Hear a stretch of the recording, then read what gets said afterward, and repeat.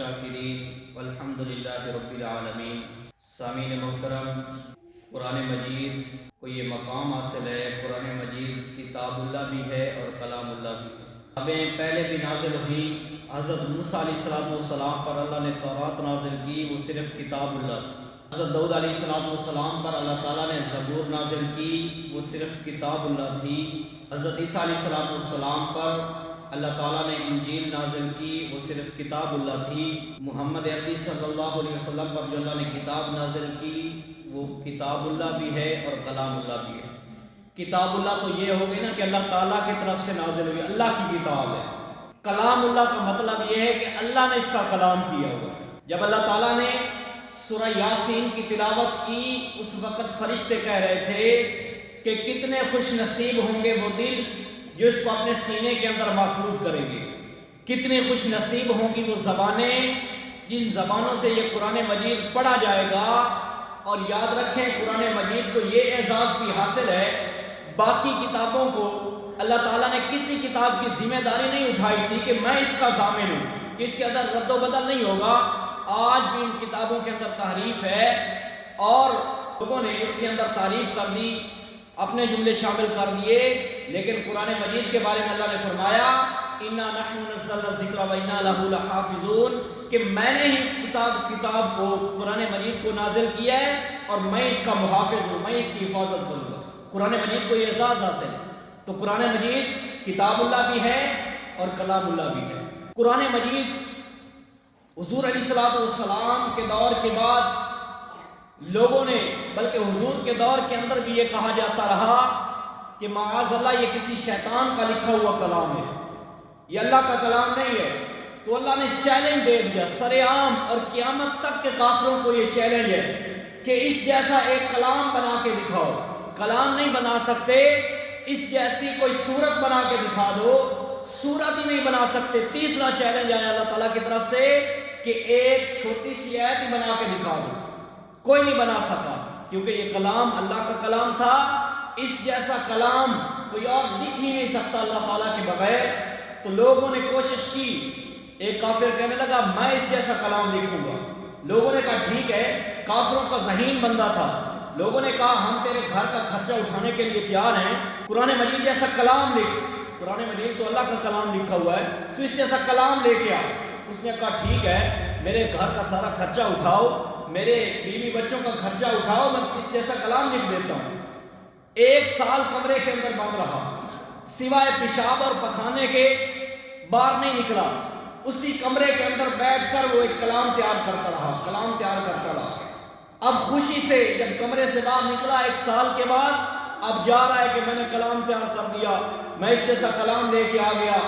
ایک گھر کی کھڑکی کھلی ہوئی تھی، وہاں سے ایک چھوٹی سی بچی قرآن مجید کی تلاوت کر رہی تھی، کہہ رہی تھی وَقِيلَ يَا أَرْضُ ابْلَعِي مَا أَقِبَ يَا سَمَاءُ وَقْلِعِي۔ جب اس کے کانوں کے اندر یہ الفاظ پڑھے تو اس نے اپنا لکھا ہوا کلام اپنے ہاتھ کے ساتھ پھاڑ دیا اور کہنے لگا، کافر ہو کے یہ کہنے لگا کہ یہ کلام اللہ کا کلام ہے، اس جیسا کوئی نہیں لکھ سکتا، یہ اللہ کا کلام۔ 1 سال محنت کرنے کے بعد اس نے اپنا ہی کلام اپنے ہاتھوں کے ساتھ پھاڑ دیا۔ تو قرآن مجید کے بارے میں لوگ آئے کہ ہم اس جیسا کلام لکھیں گے، لیکن سورت کوثر جیسے بھی کوئی سورت نہیں لا سکے۔ 232 سال کا زمانہ گزر جاتا ہے حضور کے دور کے بعد، ایک فتنہ اٹھتا ہے۔ یاد رکھو، اگر اس فتنے پر لوگ آ جاتے تو لوگ گمراہ ہو جاتے۔ میمون نامی ایک بندہ گزرتا ہے، بادشاہ ہے، وہ لوگوں سے کہلوانا شروع کر دیتا ہے کہ قرآن مجید یہ اللہ کا کلام نہیں، یہ لوگوں کا لکھا ہوا، یا مخلوق ہے۔ جس طرح یہ مخلوق ختم ہو جائے گی، مر جائے گی، اسی طرح قرآن مجید بھی ختم ہو جائے گا۔ اس عقیدے پر، کیونکہ بادشاہ تھا، بادشاہ کے پاس پاور ہوتی ہے، اس کے پاس فوج اور لشکر ہوتے ہیں، کوئی اس کی بات کو ٹھکرا نہیں سکتا، اس کو سزائیں دی جاتی ہیں۔ تو جب اس نے یہ عقیدہ گھڑا، لوگوں نے اپنی جان بچانے کے لیے وہ علاقہ چھوڑ دیا، جلا وطن ہو گئے۔ اور کئی لوگ تھے جنہوں نے اپنی جان بچانے کے لیے کلمہ کفر کہہ لیا، یہ کہہ دیا کہ قرآن مجید اللہ کا کلام نہیں، یہ مخلوق ہے، اس کے ساتھ شامل ہو گئے صرف اپنی جان بچانے کے لیے۔ لیکن ایک بندہ میدان کے اندر ٹک گیا، جس کو آج بھی لوگ امام احمد بن حنبل کے نام سے یاد کرتے ہیں۔ یہ بادشاہ نہیں ہے، یہ وزیر بھی نہیں ہے، یہ مصلی پر بیٹھ کر پڑھانے والا ایک دین کا خادم ہے جسے لوگ امام احمد بن حنبل کے نام سے یاد کرتے ہیں۔ یہ بابا میدان کے اندر ٹک جاتا ہے اور میمون کے دربار کے اندر آ کر کہتا ہے یاد رکھو میں اس عقیدے پر پکا ہوں۔ بادشاہ کے سامنے حضور نے فرمایا اگر حق بات بھی کہنا پڑے تو کہہ دو۔ امام احمد بن حنبل نے اس سنت پر عمل کرتے ہوئے میمون کے دربار کے اندر یہ کہا کہ قرآن مجید یہ اللہ کا کلام ہے، یہ مخلوق نہیں ہے۔ میمون کہنے لگا اچھا تیری اتنی جرت کہ تو ایسا کہہ دے۔ میمون کو کوئی بیماری لاحق ہو گئی، میمون کسی وجہ سے مر گیا، لیکن جاتے جاتے اپنے بھائی معتصم کو یہ وصیت کر گیا کہ میرے عقیدے پر پکا رہنا ہے۔ معتصم میمون عالم نہیں تھا، معتصم عالم بھی تھا۔ وہ آ گیا کرسی، جب کرسی کا نشہ ہو نا، جب طاقت کا نشہ ہو پھر آدمی کو اپنا علم بھول جاتا ہے، پھر آدمی کو اللہ بھول جاتا ہے۔ اب معتصم بھی اسی عقیدے پر آ گیا، اس نے بھی لوگوں سے کہلوانا شروع کر دیا کہ قرآن مجید یہ اللہ کا کلام نہیں، یہ مخلوق ہے۔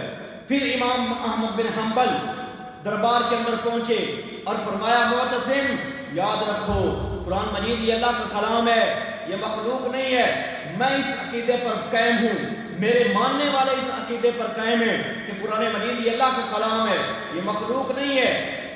اس کے بعد معتصم کہنے لگا اچھا اس بابے کی اتنی جرت۔ اس نے امام صاحب کو گھر سے اٹھوایا، زنجیروں کے اندر جکڑ کر 3 دن کال کوٹری کے اندر رکھا۔ جب وہاں سے نکلے امام صاحب کے ذہن کے اندر آیا کہ معتصم کے دربار کے اندر جا کر آج اس طرح کہہ دوں گا کہ قرآن اللہ کا کلام نہیں یہ مخلوق ہے، گھر آ کے توبہ کر لوں گا۔ امام صاحب کہتے ہیں جب وہاں سے میں نکلا زنجیروں کے اندر جکڑا ہوں، میرا سر نیچے ہے، کسی نے مجھے آواز دی احمد بن حنبل، احمد بن حنبل۔ اس کا مجھے آواز میرے کانوں کے اندر پڑی، تو جب میں نے سر اٹھا کے دیکھا بغداد کا سب سے بڑا ڈاکو اور چور تھا اور مجھے نصیحت کر رہا تھا امام احمد بن حنبل میں 18,000 کوڑے کھا چکا ہوں لیکن میں نے چوری نہیں چھوڑی۔ احمد بن حنبل کہیں کوڑوں کے ڈر سے حق نہ چھوڑ دے۔ جاتے جاتے ایک چور اور ڈاکو امام صاحب کو نصیحت کر گیا، امام صاحب اسے دعائیں دیا کرتے تھے، تو اس ڈاکو کی وجہ سے اتنی بڑی مجھے نصیحت کر گیا، میرے ذہن کے اندر یہ خیال آ رہا تھا کہ معتصم کے دربار کے اندر آج یہ کہہ دوں گا قرآن مجید یہ اللہ کا کلام نہیں یہ مخلوق ہے، لیکن اللہ تعالیٰ نے ایک ڈاکو سے کام لے لیا۔ وہ کہنے لگا احمد بن حنبل اگر میں گمراہ ہو گیا تو خیر ہے، ایک ڈاکو ہوں، ایک چور ہوں، اگر تو راستے سے ہٹ گیا تیرے ساتھ لاکھوں اور کروڑوں لوگ راستے سے ہٹ جائیں۔ امام صاحب کہتے ہیں پھر میں پکا ہو گیا، ادھر آ ستمگر ہنر آزمائیں، ادھر آ ستمگر ہنر آزمائیں، تو تیر آزما ہم جگر آزمائیں۔ امام صاحب نے یہ پیغام دے دیا کہ ہم حضرت حسین کے ماننے والے ہیں۔ دی اذانیں کبھی یورپ کے کلستاؤں میں، کبھی افریقہ کے تپتے ہوئے صحراؤں میں، شان آنکھوں میں نجشتی تھی، کلمہ پڑھتے تھے ہم چھاؤں میں تلواروں کی، ہو تجھ سے کوئی سرکش تو ہم بگڑ جاتے تھے، تیغ کیا چیز ہے ہم توپ سے لڑ جاتے تھے۔ امام احمد بن حنبل معتصم کے دربار کے اندر پہنچے اور وہاں آ کر کہا معتصم یاد رکھو قرآن اللہ کا کلام ہے یہ مخلوق نہیں ہے۔ معتصم امام صاحب سے کلوانا چاہتا تھا اگر یہ کس طرح کہہ دیں گے ان کے ساتھ ان کے مریدین ہیں، ان کے ماننے والے ہیں، وہ بھی اس عقیدے پر آ جائیں گے، لیکن امام صاحب اپنے عقیدے پر پکے رہے۔ فرمایا قرآن اللہ کا کلام ہے یہ مخلوق نہیں ہے۔ معتصم کا خلیفہ وہ کرسی سے نیچے اترا، امام صاحب کے کان کے اندر آ کر کہنے لگا امام احمد بن حنبل اس طرح کہہ دو کہ قرآن اللہ کا کلام نہیں یہ مخلوق ہے، میں تمہیں خلیفہ معتصم کے عذاب سے بچا لوں گا۔ اس کا نام تھا داؤد، اس معتصم کے خلیفہ کا نام۔ امام صاحب داؤد کے کان کے اندر کہنے لگے تو یہ کہہ دے کہ قرآن مجید اللہ کا کلام ہے یہ مخلوق نہیں ہے، قیامت کے دن میں تجھے اللہ کے عذاب سے بچا لوں گا۔ داؤد آ کر کہنے لگا معتصم سے امام احمد بن حنبل نہیں مانتے، اپنے عقیدے پر قائم ہیں۔ تو معتصم کہنے لگا کون ہے جو اسے کوڑے مارے؟ تو ایک حبشی غلام کھڑا ہوا، وہ کہنے لگا معتصم میں جس بندے کو 10 کوڑے ماروں میں بندہ مار دیتا ہوں۔ اس نے امام صاحب کو 60 کوڑے مارے، امام صاحب کی بوٹیاں اڑنے لگ گئیں، امام صاحب کا تہ بند کھلنے لگا۔ اللہ سے دعا کی یا اللہ ہائے شرم، یا اللہ میرے تہ بند کو سلامت رکھنا اور میری حیا کو سلامت رکھنا۔ ایک ہوا کی طرح اللہ تعالیٰ نے ہوا بھیجی، امام صاحب کا تہ بند ٹھیک ہو گیا۔ اور جب ان کا وصال ہوا امام احمد بن حنبل کا، کسی کو خواب کے اندر ملے تو پوچھا گیا، اللہ نے پوچھا احمد بن حنبل کوڑے کس لیے کھائے تھے؟ امام صاحب کہنے لگے یا اللہ میں نے کوڑے تیرے لیے کھائے تھے.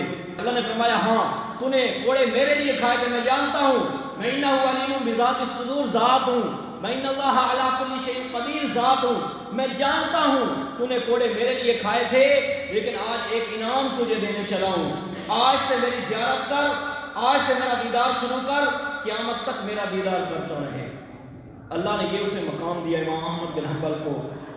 بتانے کا مقصد یہ ہے, پیغام دینے کا مقصد یہ ہے, کیونکہ ہم دین کا معاملہ لے کر کھڑے ہوئے ہیں, دین کی بات کر رہے ہیں, انشاءاللہ اور بھی ہمارے ساتھ لوگ شامل ہوں گے, انہیں ہم یہ پیغام دینا چاہتے ہیں. اور آپ حضرات بیٹھے ہوئے ہیں, آپ ہی ہمارے نوجوان ہیں, آپ ہی ہمارا مستقبل ہیں, آپ ہی سب کچھ. آپ کو یہ پیغام دینے چلا ہوں کہ نوجوانی اور آپ کی چڑھنے والی جو جوانی ہے, دین کے لیے قربان کر دینا, دین کے لیے یہ وقف کر دینا. کل ہمارے بھائی طاہر بلال چشتی صاحب جھنگ کے نعت خواں تھے, ان کا وصال ہوا تو سینکڑوں کے حساب سے لوگ ان کے جنازے کے اندر شامل ہوئے. بڑے بڑے علماء تھے, اسی طرح بڑے نعت خواں تھے وہاں پر, کئی حافظ قرآن تھے, کئی اللہ کے وہاں پر ولی تھے جو ان کے جنازے کے اندر شامل ہوئے, جن کا تعلق اللہ کے دین کے ساتھ ہوتا ہے, جن کا تعلق اللہ کے ساتھ ہوتا ہے, پھر ان کے جنازے کے اندر بھی اللہ والے شامل ہوتے ہیں.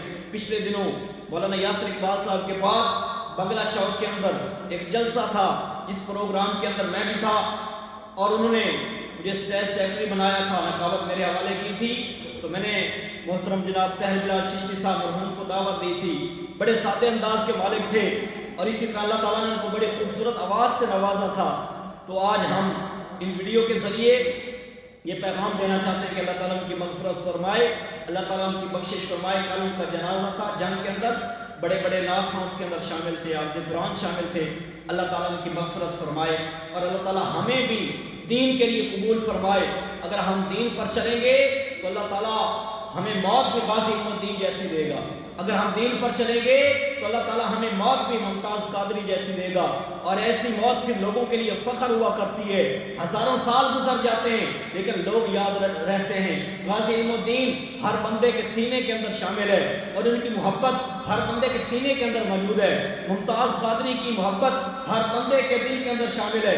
حالانکہ پہلے اس کو کوئی نہیں جانتا تھا, ایک پولیس والا تھا عام نا, ایک سیکورٹی گارڈ تھا, پہلے کوئی نہیں اسے جانتا تھا. لیکن حضور کی محبت کے اندر حضور علیہ السلام کے ناموس کی حفاظت کی تو اللہ تعالیٰ نے ہر بندے کے سینے کے اندر, ہر بندے کے دل کے اندر ان کی محبت ڈال دی.